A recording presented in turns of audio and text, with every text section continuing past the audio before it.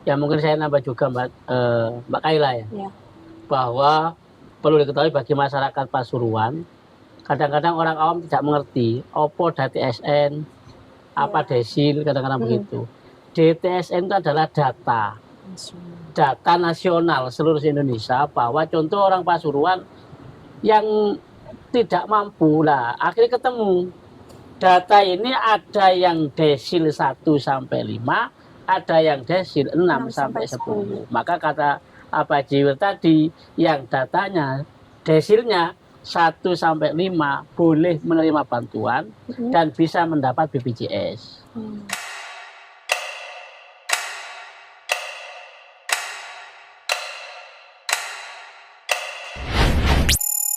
Assalamualaikum warahmatullahi wabarakatuh. Assalamualaikum warahmatullahi wabarakatuh. Salam sejahtera untuk kita semua. Salam, Om Swastiastu, Namo Buddhaya, Salam Kebajikan, Rahayu. Rahayu.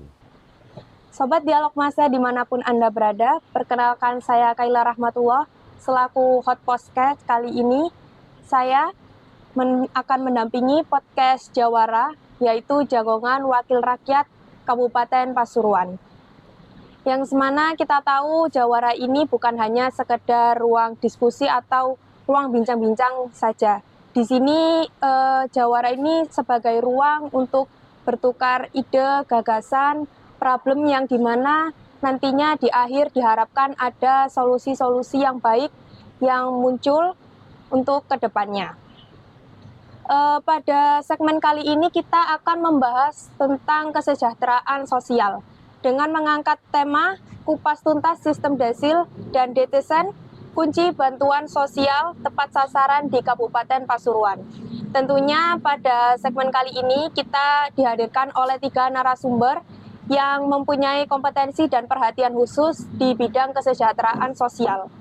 Beliau-beliau ini merupakan wakil rakyat Komisi 4 anggota Dewan Perwakilan Daerah di Kabupaten Pasuruan. Mungkin sebelum kita membahas lebih lanjut, kita baiknya berkenalan terlebih dahulu. Mungkin dari yang terdekat. Assalamualaikum Ibu. Waalaikumsalam Mbak Kaila. Gimana Ibu perjalanan dari sini, dari rumah ke sini? Lancar alhamdulillah? Alhamdulillah lancar ya. Nah, beliau ini Ibu Faizatur Rahma. Akrab dipanggil siapa Ibu? Ning Faiz. Ning Faiz. Ya, biar mudah. Oke. Lalu narasumber kita yang kedua yaitu ada Bapak Munawir Abdussalam. Iya. Siang Bapak. Akrab Siang. Dipanggil siapa Bapak? Ajiwir. Apa? Ya, kadang Ajiwir tak karepe wis. Senyamannya aja. Iya. Senyamannya. Ya, lalu lanjut narasumber kita yang ketiga yaitu ada Bapak Abdul Karim.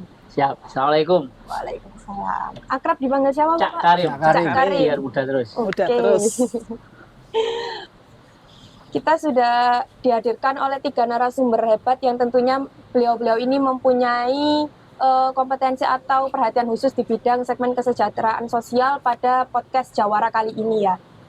Oke, Sobat Dialog Masa, seperti yang kita ketahui bantuan sosial ini tuh salah satu bentuk kehadiran atau ikhtiar ya dari pemerintah itu dalam membantu masyarakat yang membutuhkan.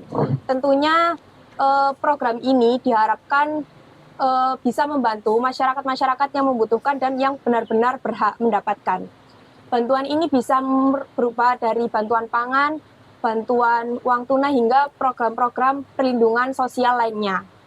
Namun yang perlu kita ketahui ya, di tengah banyaknya jumlah penduduk masyarakat khususnya di Kabupaten Pasuruan ini tersendiri, dan pastinya setiap kondisi sosial ekonomi di setiap rumah, di setiap keluarga itu pasti berbeda-beda ya Pak ya. Iya. Dan pasti berubah-ubah, tidak selalu menetap kondisi ekonominya di situ-situ saja.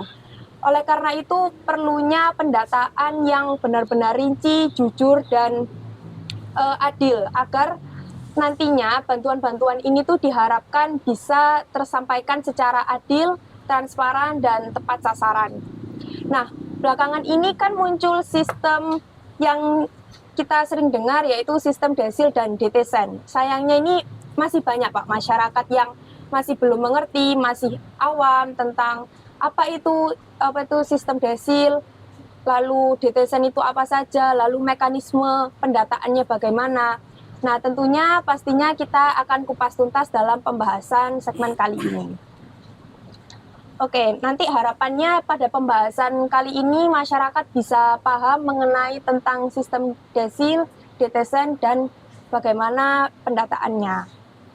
Sebelum membahas lebih jauh, mungkin saya akan bertanya kepada yang terdekat terlebih dahulu. Mungkin sebelum bahas lebih jauh ya Bu ya, mungkin masih banyak masyarakat itu belum tahu apa itu istilah sistem desil dan DTSN. Mungkin bisa Ning Faiz jelaskan apa itu? Assalamualaikum warahmatullahi wabarakatuh. Assalamualaikum warahmatullahi wabarakatuh. Ya, terima kasih atas waktunya Mbak Kaila. Kami akan mencoba menjawab perbedaan antara DTSN dan desil. DTSN. Iya. Ya. DTSN atau DTSN itu adalah merupakan pembedaan taraf ekonomi masyarakat, sehingga ekonomi masyarakat, data tunggal sosial ekonomi masyarakat itu bisa diketahui lewat data DTSN tersebut. Kalau desil itu adalah tingkatan juga ekonomi masyarakat, tingkatannya mulai dari desil 1 sampai 10. Nah, biasanya yang mendapat bantuan dari dinas sosial itu baik terkait masalah pembiayaan sekolah maupun bantuan-bantuan terkait masalah beras yang di situ lewat lewat keluarga harapan, ya, itu adalah juga lewat data desil, yaitu mulai 1 sampai 5 desil. Kalau 6 sampai 10 itu tidak mendapatkan bantuan dari dinas sosial, dari pemerintah dalam hal ini lewat dinas sosial, seperti itu. Lanjut ke pertanyaan yang kedua mungkin. Bentar Mbak, mungkin saya menambahkan apa yang disampaikan Ning Faiz tadi, terutama terkait desil. Di sini desil itu juga berkaitan dengan bantuan pengobatan gratis. Ya. Ini yang sangat penting di masyarakat, terutama program pemerintah baik pemerintah pusat maupun daerah itu dalam mengategorikan tadi yang disebut Ning Faiz sosial ekonomi masyarakat itu melalui desil juga. Jadi desil 1 sampai 5 itu adalah masyarakat yang tidak mampu. 6 sampai 10 itu kategori mampu. Nah, untuk saat ini yang menjadi ada permasalahan bahwa data desil itu aturannya dirubah. Kalau dulu 1 sampai 10 dapat semua gratis. Ya. Sekarang cuman data desil yang 1 sampai 5 saja. Ini yang nanti kita mungkin lebih kupas lebih dalam. Ya, mungkin saya nambah juga Mbak Kaila ya. Bahwa perlu diketahui bagi masyarakat Pasuruan, kadang-kadang orang awam tidak mengerti opo DTSN, apa desil, kadang-kadang begitu. DTSN itu adalah data nasional seluruh Indonesia, bahwa contoh orang Pasuruan yang tidak mampu lah, akhirnya ketemu data ini ada yang desil 1 sampai 5, ada yang desil 6 sampai 10. Maka kata Pak Jiwir tadi, yang datanya desilnya 1 sampai 5 boleh menerima bantuan dan bisa mendapat BPJS. Ya kan? Ya. Atau kalau di Pasuruan OHC. Tapi kalau desilnya 6 sampai 10, nah katanya Mbak Kaila tadi, orang itu kadang-kadang kan sekarang nggak punya, setelah itu berubah ya dinamis. Kadang dia dulu nggak punya sama sekali, akhirnya dikawin oleh DPRD, akhirnya jadi kaya. Dan itu tapi terkait dengan data Mbak, tetap kan, artinya ngomong data kan data ekonomi tuh, ekonomi dari mana kan begitu. Iya benar. Kalau dinikah itu sah ya sih enak Mbak. Lihat data siring sih nggak ketemu data ini. Maka dari itu bagi warga masyarakat atau yang dulu kerja di perusahaan awalnya desilnya itu 9 atau 7 lah begitu di PHK akhirnya menjadi desilnya ya 4 ya turun. Begitu nanti berubah-ubah. Makanya data ini kalau menurut pemerintah pusat disampaikan data ini dari bawah, dari RT, RW, ke perangkat desa, tentu kecamatan, kabupaten. Makanya jangan ngomong terkait iki apa dari pusat itu keliru. Karena pusat iya dari bawah gitu loh. Cuman mungkin ya perlu diketahui bagi masyarakat bahwa data kadang-kadang terlambat, Mbak. Iya. Iya, awalnya kaya, begitu tuh di pusat, uang itu miskin, miskin. Itu bisa juga begitu gitu loh. Iya, maka tidak boleh saling menyalahkan, memang. Nah, makanya butuh penentu desil tadi atau pendataan tadi harus sering-sering diperbarui. Mungkin begitu, Mbak. Ya. Oke, lanjut pertanyaan selanjutnya. Mungkin saya akan bertanya kepada Abah Wir ya. Selama ini kan masyarakat lebih mengenal DTKS sebagai acuan penerima bantuan sosial. Ya. Nah, apa perbedaan DTKS dan DTSEN yang sekarang ini sudah mulai diterapkan? Baik, Mbak Kaila, langsung saya jawab bahwa selama ini DTKS itu yang digunakan pemerintah itu adalah sistem terpadu kesejahteraan sosial yang lebih berfokus kepada masyarakat miskin dan rentan. Sedangkan DTSEN, ya, DTSEN itu lebih mengintegrasikan dari berbagai sumber data dari Kementerian Sosial, Pemprov Capil, dari desa, kecamatan, kabupaten, dan lembaga-lembaga kementerian lainnya itu dijadikan satu untuk menentukan masyarakat mana yang betul-betul mampu dan tidak mampu dan untuk mendapatkan bantuan tadi. Mungkin teman lain sementara yang mau menambahkan terkait DTKS. Ya, perbedaan DTKS dan DTSEN. Kan DTKS terpadu toh, Mbak. Dari data-data tadi yang saya Pak Jiwir, nanti di bawah itu ada yang data melalui dinas sosial, biasanya teman-teman PKH, ada yang data kesehatan melalui kade. Nah, ini dipadukan, Mak. Maka nama data terpadu. Ada dari Dispenduk Capil. Nah, Dispenduk Capil, nah, dipadukan itu namanya. DTSN gitu. DTKS, Mbak. Gitu. Lalu untuk Pak Abdul Karim ya, kali ini muncul, sekarang itu lagi muncul kayak masyarakat itu bertanya-tanya, kenapa tetangga saya itu dapat bantuan sedangkan saya itu enggak. Nah, gimana sih cara pemerintah itu menentukan tingkat kesejahteraan masyarakat itu melalui sistem desil ini tadi? Artinya begini, mungkin sesuai aturan bahwa orang yang mendapat aturan dilihat dari bukan hanya dari pekerjaan saja, dari rumahnya, terus dari pekerjaannya, ya ekonomi per hari bagaimana? Ya saya sampaikan tadi, dinamis. Rumahnya katakan di aturan, kalau di aturan itu rumahnya yang apa dukur gede ke sini? Pelit. Boten artinya tembok sama atasnya biasanya kelenengan itu masih dapat gitu loh, Mbak. Jadi kalau ngomong keramik itu tidak boleh dapat bantuan.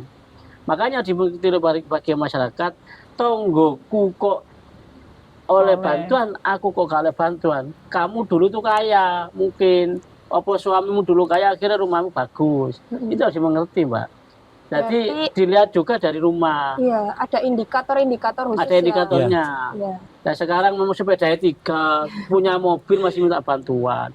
Saya itu ada sekolah, di sekolah tempat saya itu punya mobil, Pak. Cuma minta gratis, kan repot ini. Dia punya mobil, loh, bayarnya setahun 200.000 loh. Sudah minta macam-macam kan orang itu.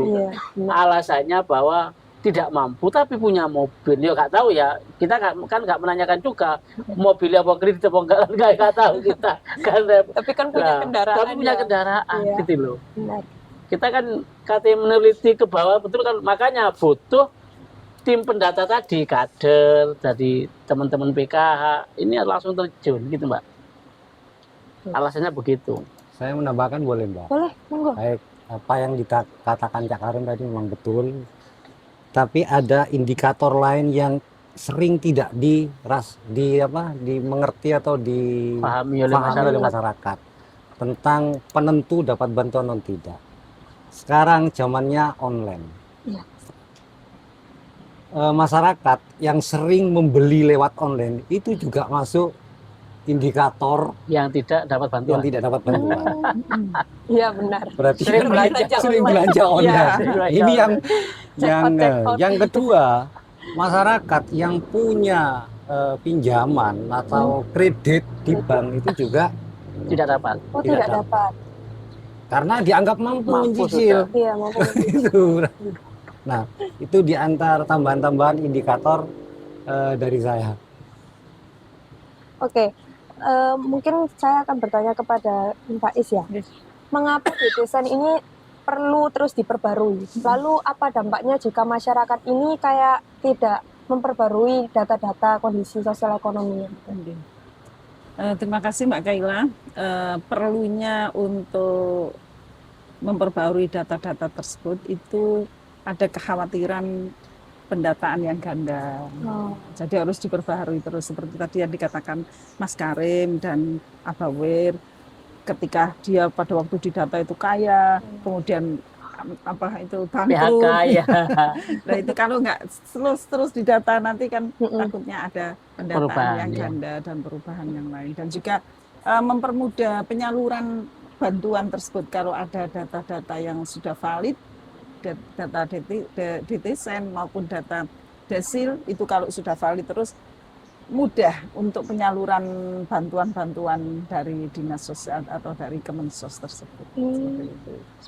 Nggak bertele-tele ya, jadi sudah ada data yang jelas, data yang akurat ya, jadi langsung oh ini si A si B sudah layak untuk menerima bantuan. Intinya kehidupan masyarakat itu dinamis, Mbak. Yeah. Kadang-kadang tiba-tiba dapat harta karun, Apa landasan apa? Iya. kadang-kadang yang tiba-tiba ada musibah atau apa. Kira-kira untuk proses pembaruan data itu butuh berapa lama, Bu? Tergantung ya. Jadi kalau memang ada banyak perubahan, mungkin dari data-data tersebut mulai dari bawah sampai ke pusat, itu ya kalau memang banyak perubahan ya butuh waktu lama juga ya. Tapi mungkin dari pemerintah, mulai dari pemerintah pusat sampai pemerintah kabupaten, bahkan sampai pemerintah desa, itu kan selalu update terus ya data-data tersebut, sehingga mungkin itu juga mempercepat waktu Dinsos untuk ini pendataan sampai 6 perubahan-perubahan tersebut. Nggih. Monggo. Barangkali yang lain mau ya, nambah. gini kita terkait pertanyaan tadi seberapa lama, memang betul apa yang disampaikan yang terkait apa yang menjadi masalah di bawah terkait pendataan. Apalagi sekarang saat ini itu lagi pendataan di desa. Sensus. Ini sekedar kasus, Mbak, dan fakta yang ada bahwa terutama tentang kesehatan, kemarin ada penonaktifan BPJS pusat. Itu kami mendapat informasi bahwa BPJS pemerintah yang di masyarakat terutama di Kabupaten Pasuruan itu yang dinonaktifkan kemarin itu 58.000 waktu kemarin kita rakor sama Dinas Kesehatan. Nah, terus kita kemarin sempat rakor juga dengan Dinas Sosial tentang reaktivasi BPJS yang ternyata membutuhkan waktu memang. Nah, tetapi ini yang perlu diketahui juga. Tetapi kalau itu memang sifatnya, terutama masalah kesehatan, Mbak, sifatnya itu mendesak menjadi prioritas, wonge loro, mau menggunakan BPJS tidak bisa, maka pemerintah juga memberikan solusi dengan mengambil langkah-langkah kebijakan mempercepat reaktivasi ini. dengan kita berkoordinasi dengan dinas-dinas terkait. Contohnya kita menemukan masyarakat yang BPJS-nya sedangkan sakit, sedangkan BP-nya tidak aktif, maka kita berkoordinasi dengan dinas-dinas terkait untuk membantu segera mengaktifkan BPJS-nya. Jadi masalah desil, masalah Sen. DT-sen ini tidak luput dari masalah kesehatan juga. Gitu tambahan dari saya, Mbak. Oke, untuk Bapak Abdul Karim ya, ini pertanyaan yang banyak muncul di tengah masyarakat ya. Ya, Siapa sih sebenarnya yang memiliki peran dan tanggung jawab besar dalam memastikan data tersebut itu tetap akurat? Ya, semuanya Mbak sebenarnya. Tadi saya sampaikan bahwa pemerintah pusat sudah menyampaikan data ini dari bawah. Maka yang punya tanggung jawab ini pemerintah desa, pemerintah kecamatan, dan pemerintah kabupaten atau kota. Kalau pasaran kabupaten lah ya. Artinya semua sudah punya tanggung jawab. Maka dari itu data ini tidak ujuk-ujuk langsung di atas, kan dari bawah dulu. Gitu loh. Makanya punya tanggung jawab langsung adalah pemerintah desa. Pemerintah desa biasa memberikan atau meminta data kepada RT RW, atau kalau dinas sosial langsung PKH. Tapi PKH kan minta bantuan ke RT RW. Iya, Tetap apakah yang tahu di bawah ini adalah RT RW. Oh, sekarang Mbak Kaila menjadi orang kaya, oh baru Mbak Kaila di PHK ternyata sudah tidak, kan begitu itu. Kan Pak RT RW tetangga kan ya gitu. Iya, benar. Iya, rukun tetangga yang tahu Harus gitu dari loh. bawah dulu. Bagus Pak, dari ya. bawah Iya. dulu. yang Intinya tahu. ujung tombaknya itu adalah pemerintah desa. Nah, Iya, pemerintah benar. desa. Yang benar-benar mengetahui kondisi ekonomi masyarakat secara langsung. Ya, secara langsung. Itu dari bawah, Mbak, yang paling Oke, untuk Ning Faiz, Ya. kan ini tidak sedikit masyarakat itu yang merasa datanya kurang tepat atau sebenarnya dia itu berhak menerima bantuan tetapi kok kayak belum terdaftar gitu atau justru ada data yang tidak sesuai. Kalau misal mengalami hal seperti itu, apa yang harus dilakukan? Maksudnya bagaimana prosedurnya? Pertama kali kita minta tolong kepada TKSK, apakah betul itu Mbak atau si Fulan itu betul-betul orang yang tidak mampu, datanya masuk di data desil 5 ke bawah.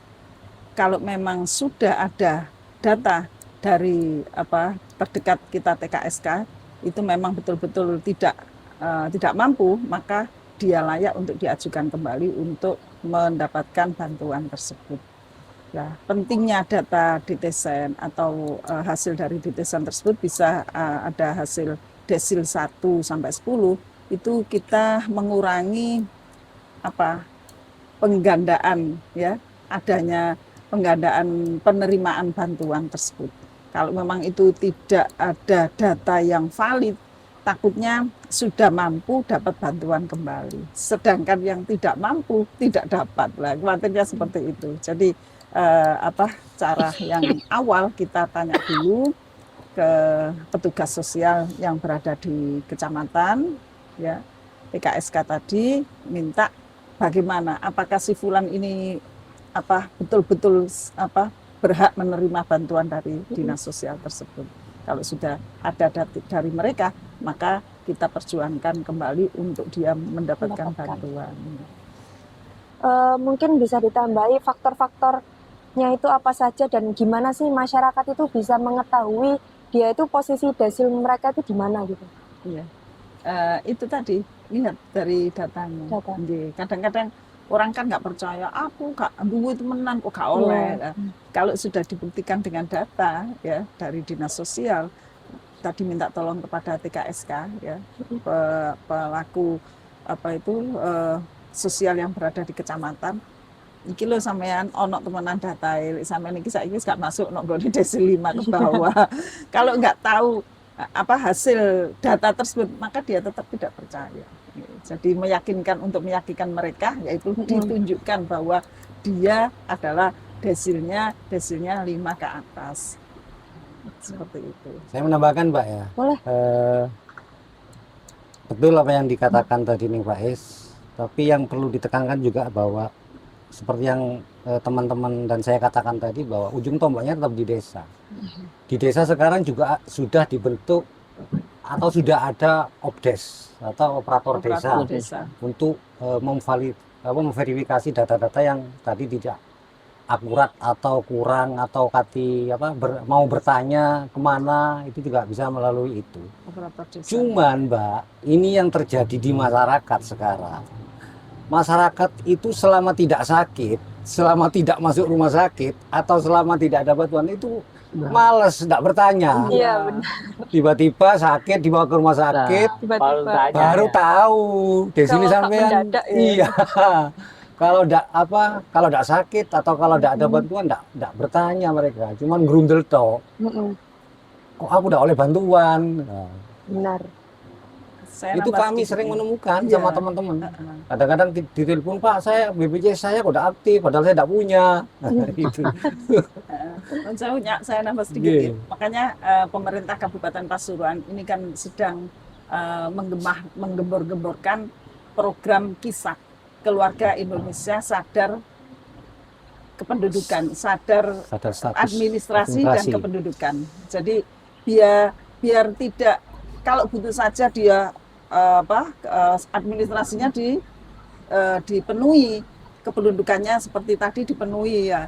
Seperti yang dikatakan Abah Wir tadi. Kalau enggak butuh, enggak sakit, dia males disuruh buat KK males, disuruh KTP males. Nah, makanya pemerintah Kabupaten Pasuruan sedang menggembor-gemborkan program KISAK, Keluarga Indonesia Sadar Administrasi dan Kependudukan. Juga sekarang Mbak ada itu tes kesehatan yang lagi sehat. Itu sekarang dimanakan juga di pemerintah Kabupaten Pasuruan. Jadi orang ini ke rumah sakit itu jangan waktu lagi sakit dengan jiwa tadi ya. Jadi walaupun sehat kontrol lah minimal. Iya, khawatir sakit mendadak kan nggak tahu kita kan ya, cek darah apa. Itu disarankan oleh pemerintah Kabupaten Pasuruan. Ya oleh pemerintah pusat juga disarankan kan. Check up gratis. Check up gratis barangnya. Screening ya. Iya, kita lagi sehat nggak apa-apa begitu loh.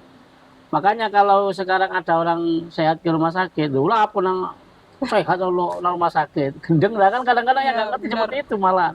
Justru malah disarankan untuk cek kesehatan yang waktu lagi sehat gitu loh. Biar gak nunggu sakit parah gitu ya. Ngurusi KTP tidak menunggu perlu, enak sebenarnya santai gitu loh. Untuk Pak Abdul Karim ya, saya kembali ke pertanyaan yang di TKS itu tadi. Kan masyarakat itu lebih mengenal di TKS nih sekarang. Iya. Itu mengapa pemerintah itu memutuskan untuk beralih ke DTSan ini tadi? Apa kekurangan sistem sebelumnya? Kekurangan di DTKS ini tadi? Oh ya enggak, jadi kan lebih valid tadi Mbak. Jadi antar Capil sama Kementerian, pemerintah daerah, dinas sosial, sama dinas kesehatan. Ini kan juga punya data sendiri-sendiri, Mbak. Ini jadikan satu valid. Kalau dulu sendiri-sendiri, kan begitu. Intinya diintegrasikan. Jadi DTSan ini penyempurnaan dan pengembangan dari DTKS itu tadi ya? Iya. Oke. Setahu saya DTSan ini bukan hanya untuk bansos ya, tapi cuman nggak... Untuk semuanya, termasuk kesehatan tadi. Oh iya. Semua sekarang, makanya tadi jadikan satu itu. Iya. Terutama desil ini, desil kan untuk itu kesehatan. Ya benar. Ini untuk Bung Faiz ya, berdasarkan pengalaman di lapangan nih, kesalahan data apa yang paling sering ditemukan mungkin benar-benar lupa. Biasanya itu data miskin, dianggap sudah kaya, dianggap masih miskin. Itu ya mungkin ada keterlambatan itu dari OPDES-nya, operator desanya untuk melaporkan ke pemerintah kecamatan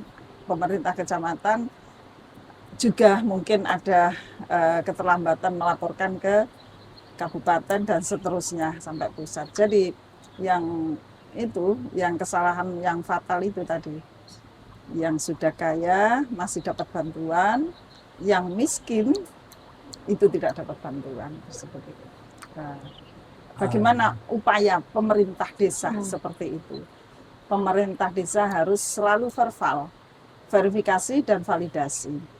Bagaimanakah rakyat desa, rakyat saya, pemerintah desa itu betul-betul layak mendapatkan bantuan. Bagaimanakah rakyat saya yang tidak layak mendapatkan bantuan. Makanya harus selalu di cross check, di verbal, verifikasi dan validasi bagaimanakah rakyatnya di desa tersebut harus betul-betul yang berhak menerima bantuan, maka dia mendapat bantuan, dan yang tidak berhak mendapat bantuan maka dia harus diberhentikan. Mungkin ini kepada 3 narasumber kita kali ini sebagai Bentar. penutup ya. Mungkin Nutup mau ya, menambahkan? Mau penutup ya, weh. Iya, weh. Oh, mungkin mau menambahkan nggak? Oh, Pak. Oh, baik, tentang apa hambatan atau apa tadi, kesalahan yang sering ditemukan sering itu ya ditemukan. simple Mbak, KTP dan NIK-nya tidak sama kadang, Oh, sama kakaknya iya. juga.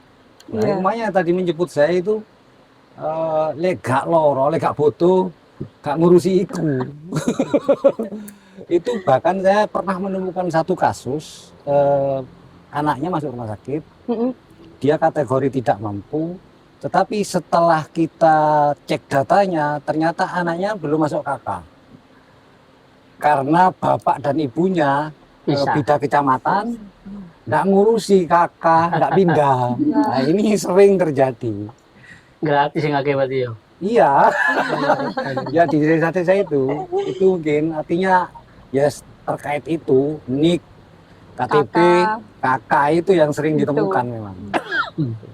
Males mau ngurusi lek gak butuh. Mungkin mau menambahkan Bapak? Udah cukup, wis. Cukup. Sebagai penutup ya Pak ya, untuk 3 narasumber ini, apa pesan kepada masyarakat Kabupaten Pasuruan ini agar proses pendataan ini tetap berjalan baik, jujur, dan agar penyaluran bantuan sosial ini benar-benar transparan dan tepat sasaran? Oh ya, saya dulu ya. Ya, monggo. Assalamualaikum warahmatullahi wabarakatuh. Waalaikumsalam. Bagi warga masyarakat Pasuruan, ayo kita tetap menjaga terkait data atau update data, dan segera laporkan diri Anda kalau memang ada perubahan data. Artinya biar tidak apapun terjadi mendadak. Ya. Maka dari itu baik keluarga, tetangga atau warga masyarakat mohon segera laporkan apabila ada perubahan data biar menjaga akurat data lah. Mungkin hanya itu yang kami sampaikan. Mohon maaf. Assalamualaikum warahmatullahi wabarakatuh. Baik, terima kasih. Selanjutnya saya sebenarnya cukup apa yang akan disampaikan Cak Karim tadi cukup. Cuman saya juga akan mengimbau kepada masyarakat, mari kita bersama-sama mensukseskan program ini. Pendataan kita sukseskan. Jangan memanipulasi data. Jangan membuat atau melaporkan data yang tidak sesuai dengan keberadaan aslinya. Segera laporkan ke desa dengan membawa KTP dan KK untuk melaporkan bila ada sesuatu yang tidak sesuai dengan kenyataannya. Terima kasih. Assalamualaikum warahmatullahi wabarakatuh. Wassalamualaikum warahmatullahi wabarakatuh. Terima kasih. Awalnya saya terima kasih banget kepada pemerintah Kabupaten Pasuruan, dalam hal ini juga Dinas Sosial yang telah membantu masyarakat miskin, masyarakat yang terdampak, masyarakat yang masuk di desil 5 sampai ke bawah untuk membantu beberapa kekurangannya, baik terkait masalah ekonomi, kesehatan maupun pembelajaran yang tidak mampu sehingga bisa mengenyam belajar yang selayaknya orang-orang yang mempunyai biaya. Terima kasih sekali lagi kepada pemerintah Kabupaten Pasuruan dan Dinas Sosial. Dan kami himbau kepada masyarakat Kabupaten Pasuruan untuk selalu sadar sadar mendata kependudukan dan juga sadar administrasi, sehingga apabila nanti ada sesuatu apapun kita sudah siap data-data administrasi dan data kependudukan. Terima kasih, salam sejahtera, salam bahagia, salam sehat. Wassalamualaikum warahmatullahi wabarakatuh. Waalaikumsalam warahmatullahi wabarakatuh. Alhamdulillah Sobat Dialog Masa, kita sudah sampai di penghujung podcast Jawara. Sebagaimana yang sudah kita simak bersama melalui diskusi pada segmen kali ini, bahwasannya detesan dan sistem desil ini merupakan salah satu langkah strategis pemerintah untuk mewujudkan keberhasilan program melalui penyaluran bantuan sosial. Mari kita sama-sama bekerja sama untuk mewujudkan keberhasilan program ini. Perlu diingat bahwasannya keberhasilan program tidak hanya bergantung kepada sistem yang dibangun, melainkan juga kepada kualitas data yang dimiliki. Maka, mari bersama-sama untuk mewujudkan keberhasilan program ini. Oke Pak, sebelum pamit mungkin saya mau menutup dengan sebuah pantun, bisa dibantu dengan cakep. Siap. Siap. Cakep apa cantik? Cakep. Mungkin nanti Ibu ya cantik. Iya. Burung merpati terbang melayang, Cantik. Cantik. hinggap Cantik, sebentar di atas dahan. Cantik.